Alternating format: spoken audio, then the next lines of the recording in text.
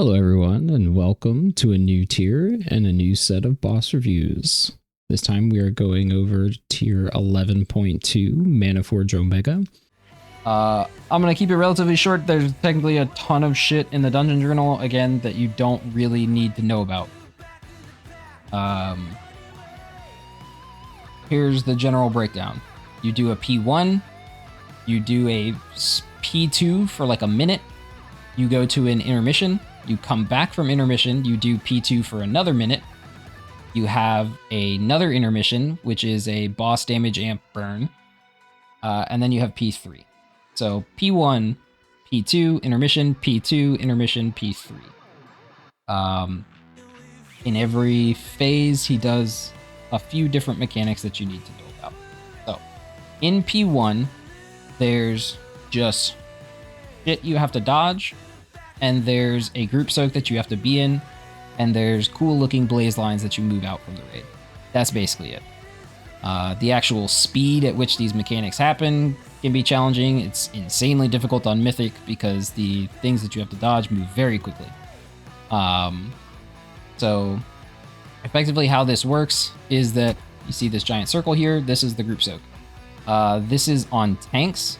This is a tank sequence of 4 mechanics, 2 of which are the group soak, 2 of which are a big frontal.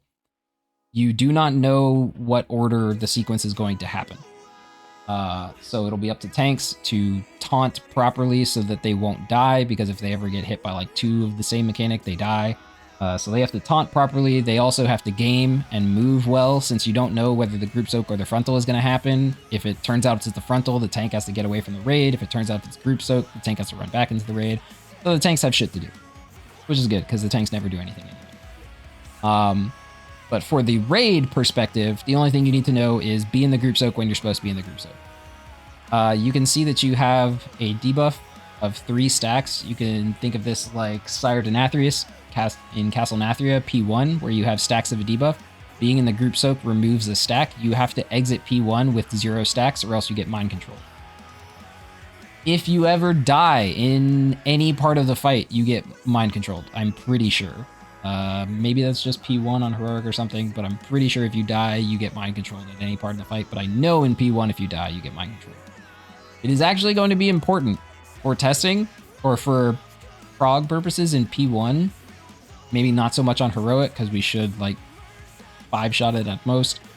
But on Mythic, every single person should try and get rid of their CC talents while we're progging P1. The main reason that most people did not see past P1 in the testing is because when somebody dies, which is inevitable in testing, they get mind controlled, and then the priority of the spells they cast is like 100% CC abilities.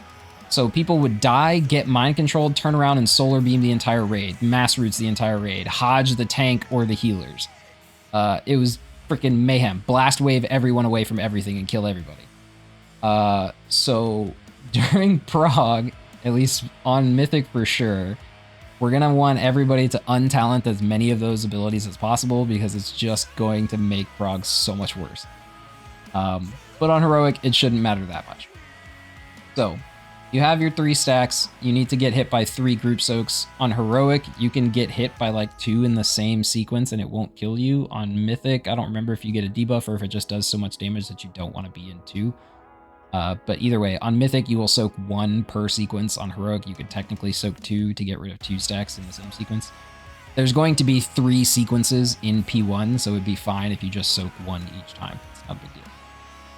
So you have the tank sequence going on. It's a soak this time, then it's a frontal, boom, tank moves out. Then, oh look, it's another frontal, tank's getting hit by it, and then it's going to be the soak because it has 4 mechanics. While this is happening, and it looks like it's a little bit easier on Heroic. So you have blaze lines. There you go. Cool looking blaze lines that you have to move out. They look dope. On Mythic, immediately from the start of the fight, while that sequence is happening of group soaks and frontals, all of these dragons around the room shoot a beam, or basically like an orb that you have to dodge. You'll see it on Heroic. They should do it soon. I would imagine. There it is. There it started. So you get it during the second sequence on heroic. So the dragon basically turns into flies into the air and starts shooting a beam from the air, but it's really just a circle on the ground that moves. It's not an actual beam. And you have to dodge these while you're doing the group soaks, while the tank is moving the frontals, all this shit. This is where it gets hard. But really, what's happening in this phase is you're just dodging these and you're doing group soaks, and if you get targeted by blaze, you move it out. It's really simple. It's just hard to execute with the dodging of these because it's fairly random where those beams travel. We couldn't really find a way to bait them. They just kind of go wherever. What we did note is, at least on mythic testing, the first, they all shoot really staggered. The first dragon to shoot its beam will be the one closest to you on mythic testing. So if you started the fight by pulling the boss over here, this would be the dragon that fires first. And then it would go from this dragon like around the room, but it would go like right, left, right, left, right, left, right, left, right, left, till all of the dragons in the circle of fire. I don't know if that was true on heroic, but that was true on mythic. But yeah, so the dragons shoot beams. Again, you just run blaze lines out, and you have the cycle of tank mechanics going on, and just making sure that you leave P1 with 0 stacks. The boss puts a debuff on people. It hurts. Heal them. It's whatever. So you can see it does look like on heroic, even the dragons are rotating between like left side of the room, right side of the room. It started with this one, and then it's gone like left, right, left, right, left, right. So it just becomes a challenge to be in the group soaks and dodge the beams at the same time. You'll also note that when you get hit by the group soak, you get knocked into the air. While you're in the air, you can get hit by the beam. Pretty unfortunate. You have to be able to plan around that. But that is all of P1. Does anybody have questions on P1? The locate your ad shit, that was mythic only, right? Mythic only. Any other questions on P1?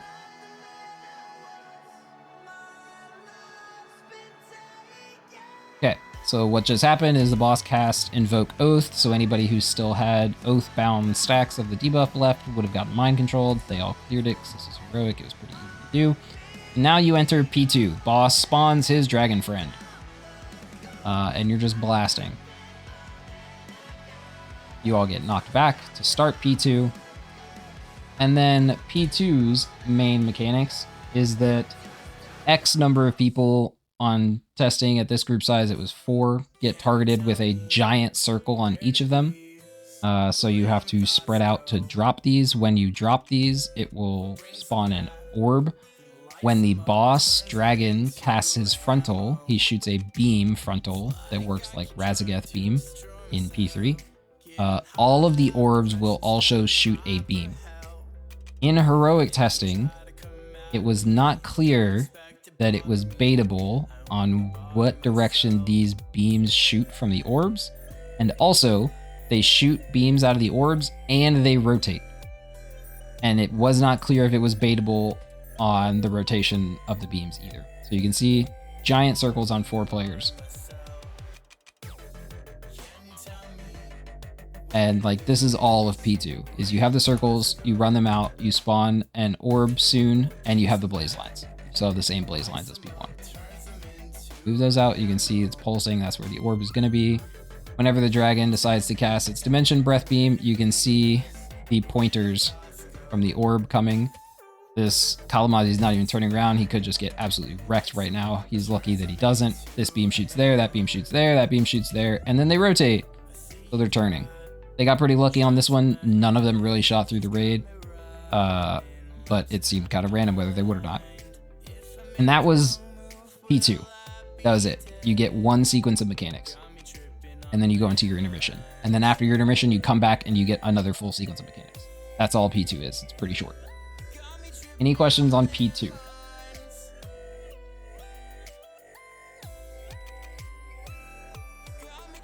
Okay, cool. Easy. You get an intermission.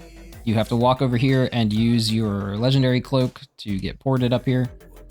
and you have some ads to kill. I'm gonna be honest, I don't know what any of these ads do. There's a timer on like when you have to kill one of them. I don't remember if it's the Titan or if it's the named ad, but you just nuke the ads, CC them if you can. I don't know if you can either. You dodge it. That's it. They were lusting this so that they could get through it, but they really didn't need to. They just obliterated them.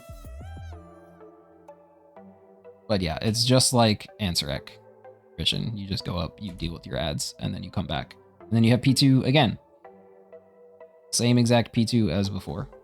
So you will see after a while, boom, 4 people get targeted. They spread out. Blaze lines happen. Boss casts Dimension Breath. Teams go everywhere. This one's going kind of through the raid. Boom, and rotates into the entire raid. See, no idea if that's baitable or not. This would have sucked. But they managed to live it, even on Heroic, so that's nice. And then that's the end of P2. And you'll see, thanks to this handy dandy weak aura, there's a damage amp incoming. So this is the intermission after P2. You have damage amp burn on the dragon, and just lines coming from the dragon that you dodge. You're doing this for 30 seconds, so this is your lust burn. At the end of this, the main boss like gains the health of however much health the dragon has left or something like that. But yeah, that's just the intermission is just a burn. And then you go into P3, which is so dope. X number of people get a debuff again that is going to spawn something when it drops. That's like the main theme of this raid is debuffs that spawn things when they drop. I think they got 6. Yeah, they get 6 on this size group of heroic testing. What this is going to do is it's going to spawn what is called a star. It looks like a giant void bubble with spikes. And then it will rotate around the room. What you can actually see is that the people who have the debuffs have different colors. This one's like pink, this one's blue. That tells you what direction the stars are going to rotate. I don't remember which is which, but one of them is going to rotate clockwise, the other one counterclockwise around. That becomes important for Mythic. On Heroic, it's not really that important. But effectively, you get 6 of them. They're all going to drop from these players and rotate clockwise or counterclockwise around the room. Now, so you'll see it immediately spawns their void puddles, and then the actual stars spawn from those. And every single star spawns rings, similar to Silken Court rings, except the rings move with the star. So you see as the star rotates, the rings rotate, and the stars just continually do this. They spawn rings in greater and greater diameters and continue to rotate, which makes P3 an insane dodge phase, while the boss still has quite a lot of health. Now, they didn't lust the damage amp, so it would have significantly less than this on live, but a lot of health to get through. And this is like all of what P3 is. This is what you're doing the entire time. The only other thing is that the boss casts Star Killer Swing, which, as you can imagine, kills stars. 3 people, X number of people, get targeted. You have to stand behind the star. Between the boss and you needs to be a star. If it doesn't, I think the mechanic kills you. But it shoots a projectile at you. You want it to hit a star so that it kills the star. Simple logically. So you'll see it's got like telegraphs of where it's going. I think it actually spawned from these images. Yeah, so these images are the ones actually casting the mechanic. So one of them is like on preheat, so he's over here. One of the images is targeting somebody over there. So they shoot them, and you'll see if they hit a star, it kills the star. Preheat missed and got killed. So that is all of P3. You spawn 6 stars, and then you get like 2 sets of Star Killer Swings that target 3 people each. So theoretically, you could kill all the stars as long as you make sure you hit them. You cannot kill multiple stars with 1 Star Killer Swing, only 1 for 1. And it's kind of hard to target them because they're moving the whole time. And then you just spawn more stars, and you keep the fight going. So that's it. Looks awesome. Looks super hard to dodge. You're probably going to have an optimized strategy for how you spawn these to make it not super insane. But yeah, the boss doesn't do anything else during the phase.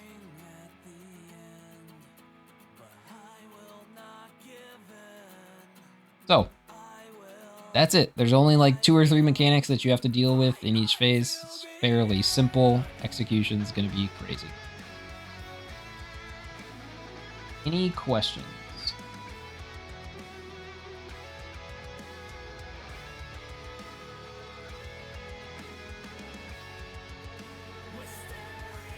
Okay. We're gonna touch on the Mythic just for fun. And you'll see the Hellfire that this was. We only got to see P1 again because P1 was really hard. But what you'll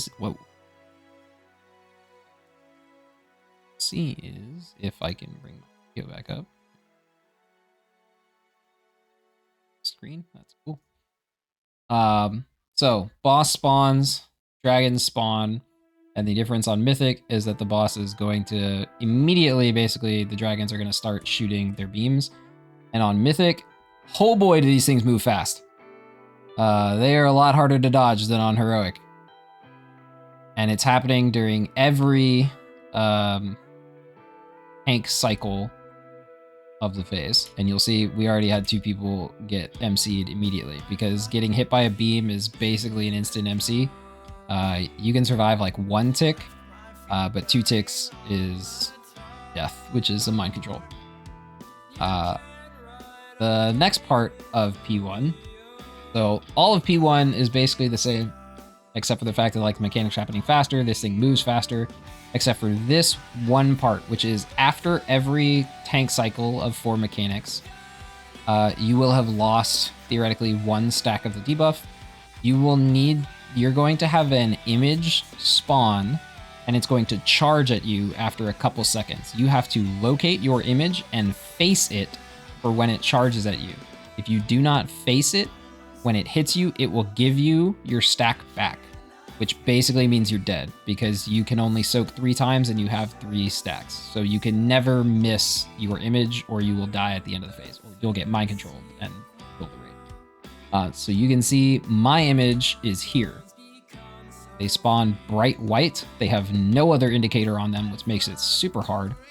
And then after a couple seconds, boom, they charged you and they hit you. I faced it or was facing it enough that I did not get a stack. You can see Bloop got his stack back, Clandon got his stack back, Flames got his stack back. That is a really hard thing to do, especially because for every stack down you have, you get an extra image that spawns. So during the next cycle, you still have the blaze lines. Oh, I'm dead, damn it.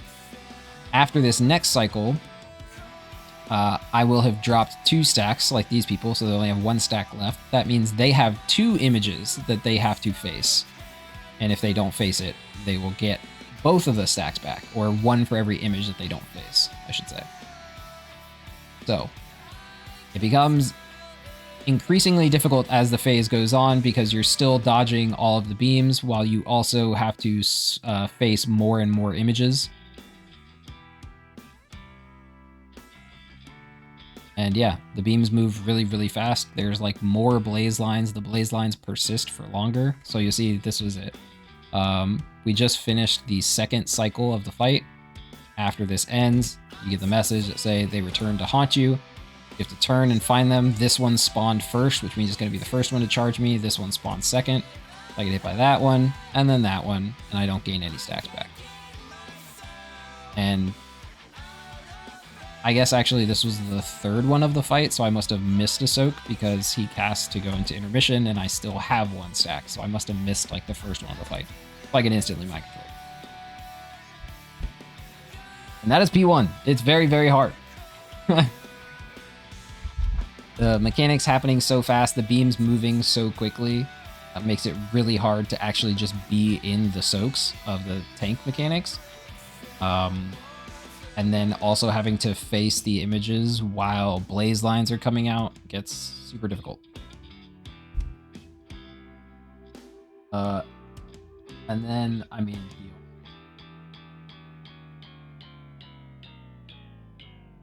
beams in P2, which did I post the video in the channel? Here, we can watch Northern Skies.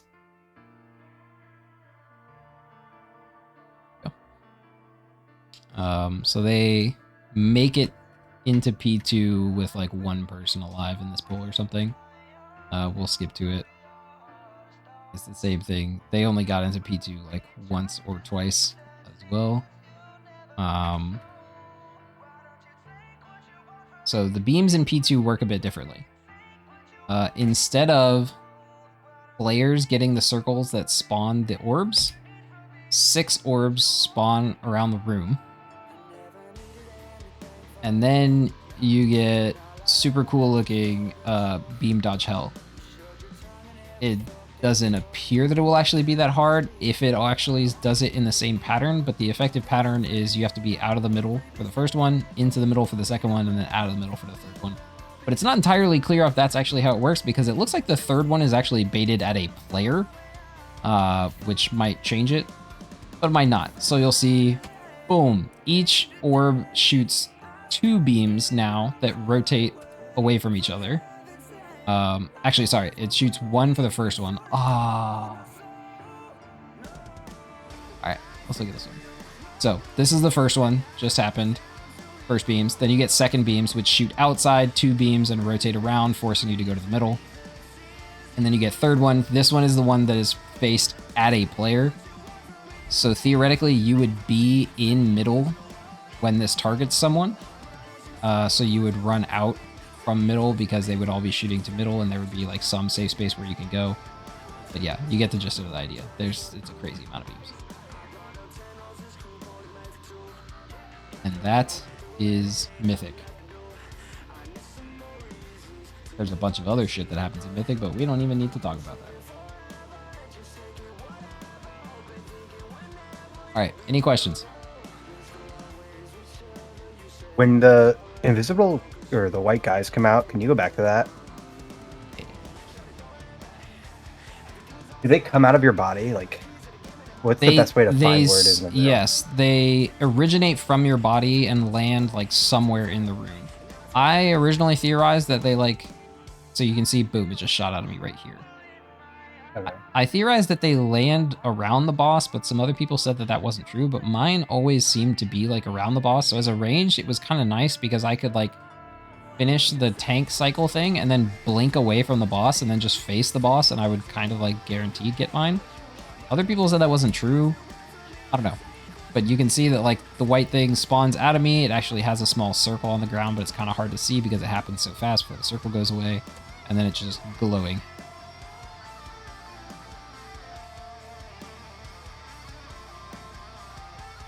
So yeah, cool mechanic, very hard, gonna be very frustrating on live.